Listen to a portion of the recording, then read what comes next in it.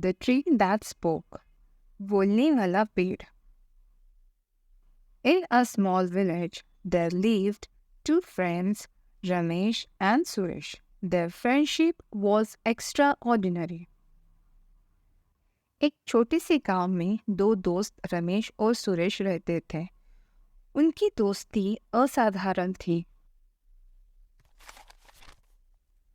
Their characters were opposite, yet they were close friends. उनके चरित्र विपरीत थे, फिर भी वे घनिष्ठ मित्र थे।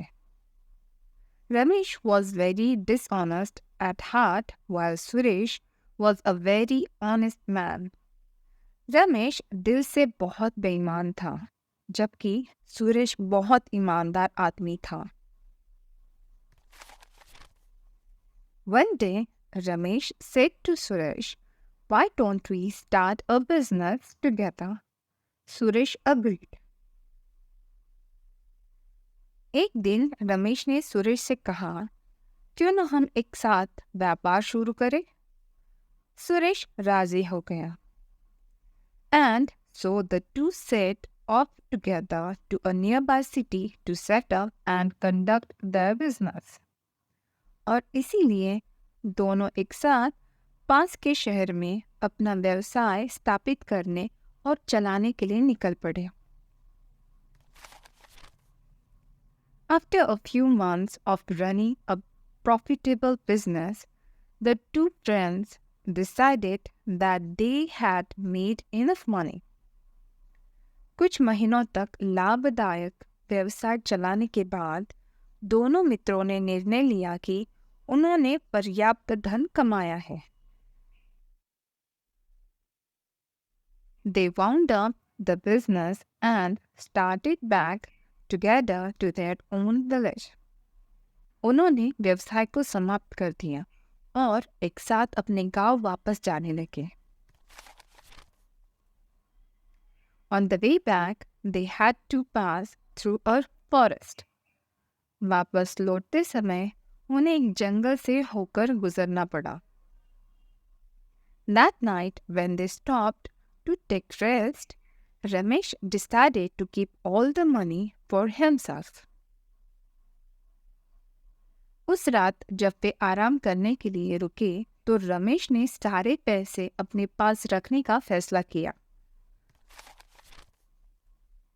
He spent the whole night planning and at the daybreak had an evil plan ready in his mind. उसने पूरी रात योजना बनाने में बिताई और भोर होते ही उसके दिमाग में एक बुरी योजना तैयार हो गई। When they were about to resume their journey, Ramesh turned to Suresh and said, "You know, I have been thinking, we have made a lot of money."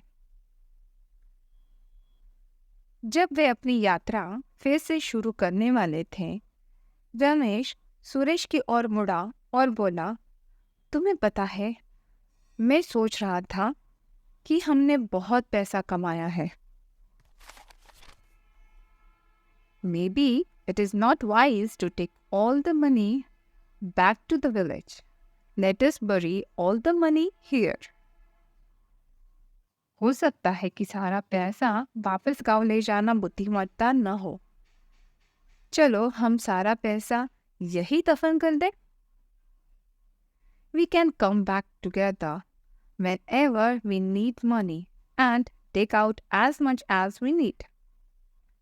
जब भी हमें धन की आवश्यकता हो, हम एक साथ वापस आ सकते हैं और जितना आवश्यक हो उतना निकाल सकते हैं। That is an excellent idea, agreed Suresh. यह एक उत्कृष्ट विचार है, सुरेश ने सहमति व्यक्त की। They buried the money at the foot of huge banyan tree and went on their homes in the village. उन्होंने पैसे को एक विशाल बरगद के पेड़ के नीचे गाड़ दिया और गांव में अपने घर चले गए। That night, Ramesh sneaked into the forest and dug out all the money from under the banyan tree and closed up the hole again. उस रात रमेश जंगल में घुस गया और बरगद के पेड़ के नीचे से सारा पैसा निकाल लिया और छेद को फिर से बंद कर दिया. The next morning, he went to Suresh's house and said, I need some money urgently. Let us go and bring some of our money back. अगली सुबह वह सुरेश के घर गया और बोला, मुझे कुछ रुपयों की तत्काल आवश्यकता है. चलो हम जाकर अपने कुछ धन वापस ले आते हैं.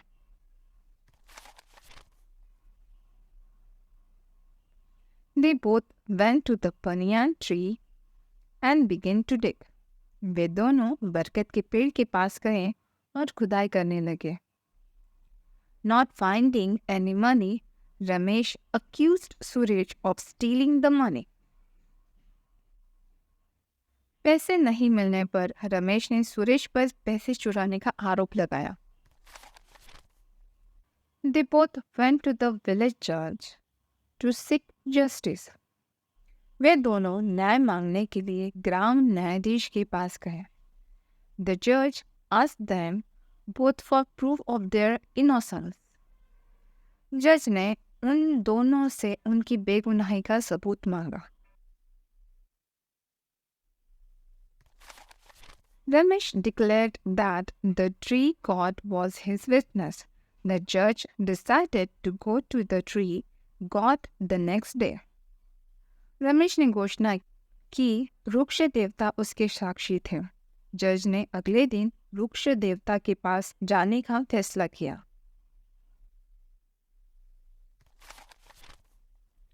That night, Ramesh sought the help of his father.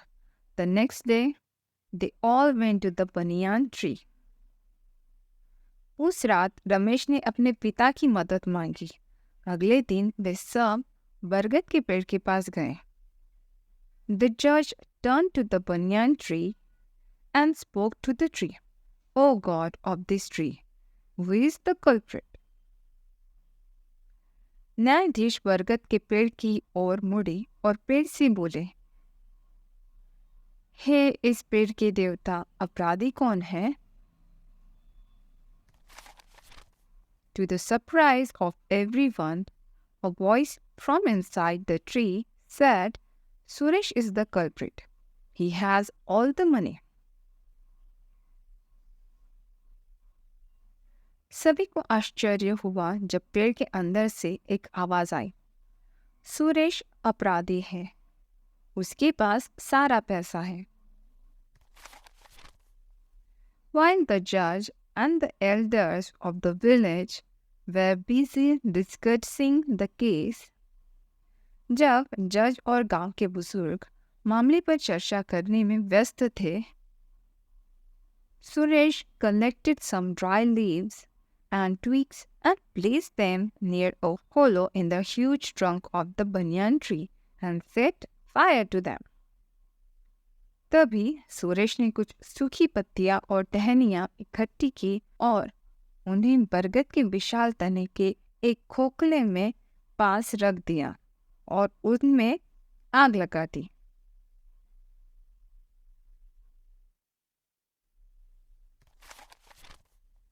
As the smoke entered the hollow in the tree, out ran a figure coughing. जैसे ही धुआं पेड़ के खोखले में घुसा, एक आकृति खांसती हुई बाहर निकली.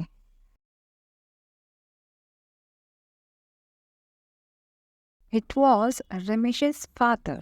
Ramesh was severely punished for his wickedness. वह रमेश के पिता थे. रमेश को उसकी दुष्टता के लिए कड़ी सजा दी गई.